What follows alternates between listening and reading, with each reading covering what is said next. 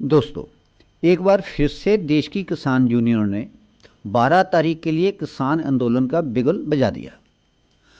आज हम चर्चा भी करेंगे और समझने की कोशिश भी कि भारत और अमेरिका के बीच हुई इस ट्रेड डील में आखिर जीता कौन और कौन भरेगा इसकी कीमत। और इससे भी बड़ा सवाल, क्या भारतीय किसान सच में खतरे में हैं? आज विपक्ष और सोशल मीडिया कह रहे हैं भारत ने अमेरिका के सामने सरेंडर कर दिया, एक और किसान आंदोलन आने वाला है। लेकिन क्या सच में गेहूं, चावल, दूध, सब्जी और मसालों पर हमला हुआ है, या फिर यह डील प्रोटेक्शन और प्रोग्रेस का बैलेंस है? इस रिपोर्ट में हम एक एक पॉइंट समझेंगे। सरकार क्या कह रही है, किसान यूनियन क्यों नाराज हैं और आखिर सच्चाई क्या है। वीडियो अंत तक देखिएगा, क्योंकि आधी अधूरी जानकारी पर आंदोलन होता है और पूरी जानकारी होने पर निर्णय होता है। नमस्कार साथियों, मैं ओपी वशिष्ठ, रुद्राक्ष चैनल पर आपका स्वागत है।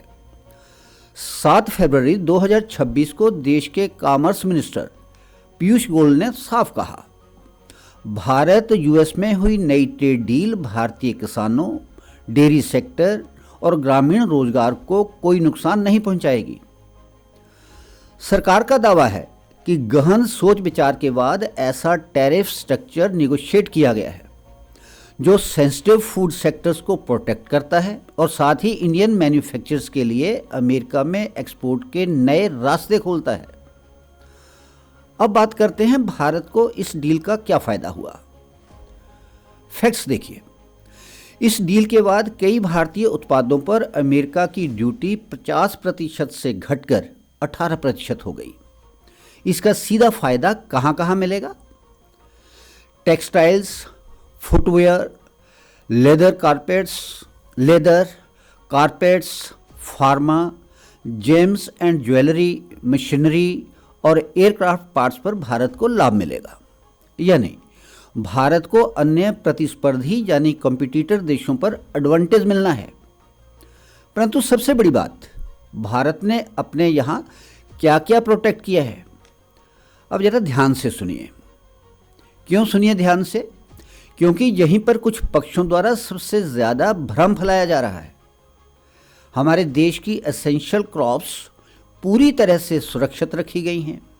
इन पर अमेरिका को कोई कंसेशन नहीं दिया गया। गेहूं, चावल, मक्का, सोया, ऑयल सीड्स, पोल्ट्री व मीट, एथनॉल और तंबाकू पर अमेरिका को कोई ढील या रिलैक्सेशन नहीं दी गई है।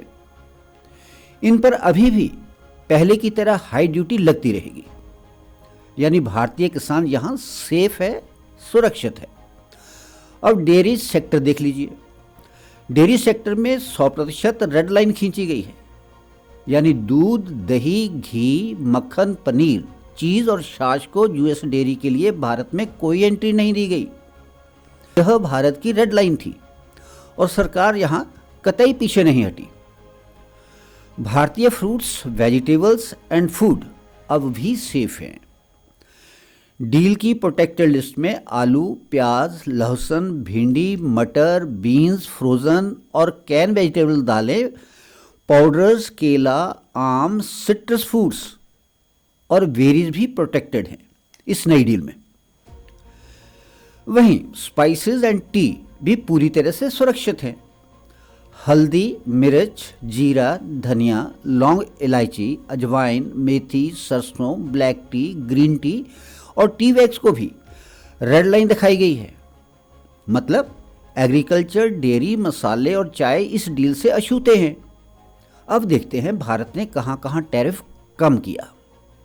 Number 1, industrial goods, machinery, electrical equipment, vehicles और केमिकल्स पर टैरिफ कम किया। इससे मेक इन इंडिया को मिलेगा बूस्ट। कच्चा माल और मशीनें होंगी सस्ती। Number 2, technology and AI sector, high and servers, AI chips और यूपीयूज, डेटा सेंटर इक्विपमेंट और सेमीकंडक्टर पार्ट्स पर टैरिफ कम किया। इससे भारत का डिजिटल और एआई इंफ्रास्ट्रक्चर मजबूत होगा। नंबर 3, नॉन सेंसिटिव आइटम्स जिन्हें हम रिच कंज्यूमर यूज की आइटम्स ही मानते हैं, मतलब जिन्हें अमीर लोग यूज करते हैं, जैसे tree nuts, soybean oil, select fruits, wine और स्पिरिट्स। इसका मतलब इस टैरिफ कमी से स्मॉल फार्मर्स को कोई खतरा नहीं है। Number 4, alcohol deal. हाँ, असली असर यहाँ है। अमेरिकी अल्कोहल पर पहले ड्यूटी थी लगभग 150%, लेकिन अब हो सकती है 30 से 40%। यानी पहले 4500 रुपये में बिकने वाली विस्की अब 2500 से 3000 रुपये में बिकेगी। फ़ायदा किसे? विदेशी ब्रांड्स कंज्यूमर्स को, यानी विदेशी शराब इस्तेमाल करने वालों को। और यह चैलेंज किन लोगों के लिए है? यह चैलेंज है इंडियन क्राफ्ट ब्रांड्स के लिए। उन्हें अब ब्रांडिंग और स्टोरी टेलिंग दोनों मजबूत करनी होंगी। अब देखते हैं सरकार क्या कह रही है। सरकार का दावा है किसान सुरक्षित है, डेयरी सुरक्षित है, एक्सपोर्ट बढ़ेंगे, टेक्नोलॉजी सस्ती होगी और जॉब्स क्रिएट होंगी। मोदी सरकार कह रही है कि यह एक प्रोटेक्शन और प्रोग्रेस की डील है। अब बात आती है कि फिर किसान आंदोलन क्यों?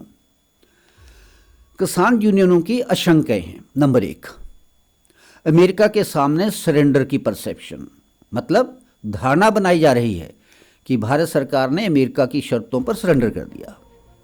2, सस्ते अमेरिकी एग्री प्रोडक्ट्स को लेकर डर की आशंका है।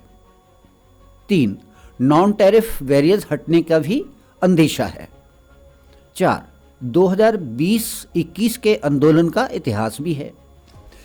इन्हीं आशंकाओं और नैरेटिव्स की वजह से 12 फरवरी को किसानों ने मजदूर यूनियन के साथ नेशन वाइड प्रोटेस्ट की घोषणा कर रखी है। दोस्तों, किसान आंदोलन लोकतंत्र का हिस्सा है, लेकिन आंदोलन से पहले समझ भी जरूरी है।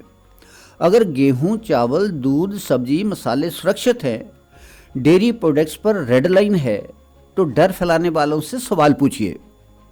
अराजकता नहीं, बल्कि स्पष्ट और पूरी जानकारी चाहिए।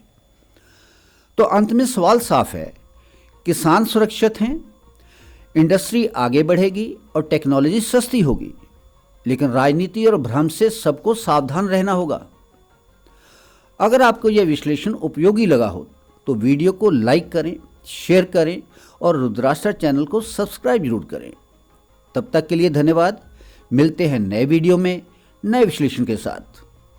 जय हिंद, जय भारत।